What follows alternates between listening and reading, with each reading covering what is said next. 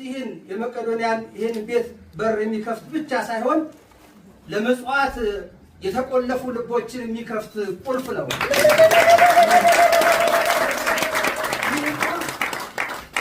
ልባቸው ለፍቅር፣ ለሰላም፣ ለአንድነት ለተቆለፈባቸው ሁሉ ልቦናቸውን የሚከፍት ቁልፍ ነው። ይህ ቁልፍ አንደበታቸው እንደመጣላቸው ክፉን ለሚናገሩ ዘመኑ የመርገም ዘመን ነውና የስድብ አፍ ይሰጣቸዋል እንዳለው እነዚህ አፎች ለሰላም እንዲከፈቱ የሚያደርግ ቁልፍ ነው። ብፁዕ የሲኖዶስ ዋና ጸሐፊ ለክቡር ዶክተር ቢንያም እንዲያስረክቡልኝ በታላቅ ጠይቃለሁ።